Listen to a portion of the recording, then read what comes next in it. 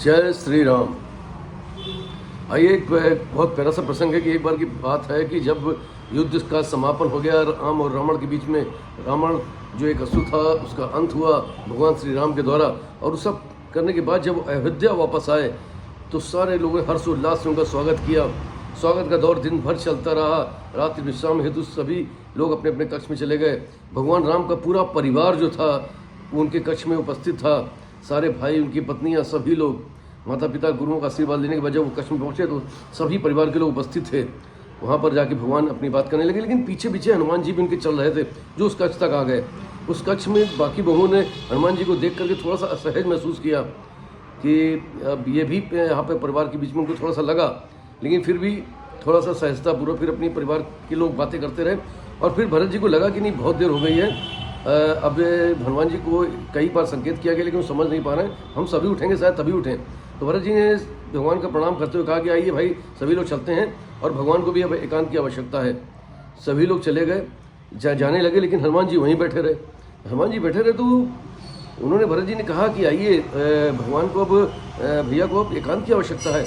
तो उनका कि आप सब लोग तो जा रहे हैं, सीता माता यही हैं, जब सीता माता नहीं जा रही तो एकांत में मैं भी तो यहाँ बैठ सकता हूँ, मैं कौन सा उनको डिस्टर्ब कर रहा हूँ। भरत ने कहा कि आप देख नहीं रहे हैं, उनके पास अधिकार है, उनके मांग पर लगा हुआ सिंदूर। तो हनुमान जी ने कहा कि अगर यहाँ पर सिंदूर लगा लिया जाए तो क्या भगवान के निकट रहने का अवसर प्राप्त हो जाता है क्या? तो भगवान ने मुस्कुरा कर कहा, हाँ, ये तो हमारी पारंपरिक सनातनी व्यवस्था है। हनुमान जी वहाँ से चले गए और अगले दिन सुबह तमाम सारे लोगों ने शिकायत करी कि हनुमान जी जो है कई दुकानों और उसमें मकानों में उत्पाद मचाते रहे हैं।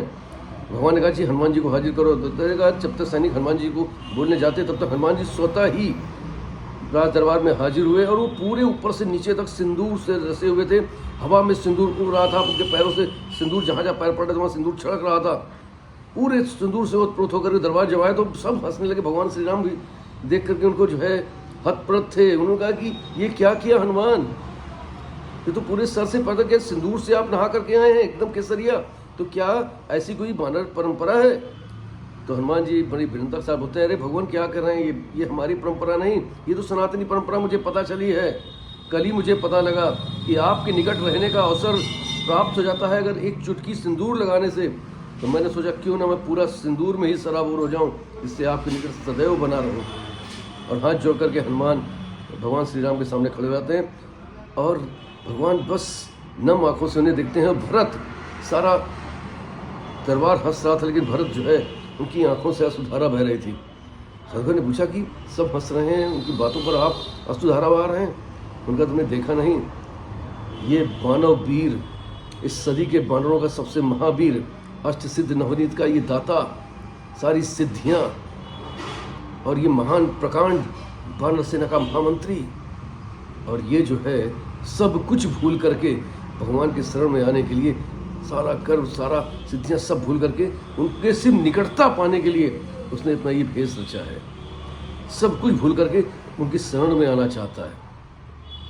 ये अपने आप में भक्ति का एक अनूठा नज़ारा है जो आज आप देखने को मिल रहा है। और दोस्तों, वास्तव में जब हम सब कुछ, अपना अहम और सब त्याग देते हैं, सारा गुरु त्याग देते हैं और वैभव, ये जो भी तृष्णा हमारे आसपास है, इन सब को त्याग करके सिर्फ निर्मल भाव से ईश्वर के समीप चले जाते हैं, ईश्वर की शरण में चले जाते हैं, तो आप मान के चलिए कि ईश्वर भी आपको अपने हृदय से लगा लेता है, जैसे भगवान श्री राम ने हनुमान को अपने हृदय से लगा लिया। नमस्कार, आपका दिन शुभ हो, आपका दिन मंगलमय हो। इसी आशा के साथ फिर मिलता रहूँगा आपसे हर रोज किसी न किसी एक प्यारी विषय या किसी एक प्यारी कहानी के साथ। आपका दोस्त पीयूष रंजन।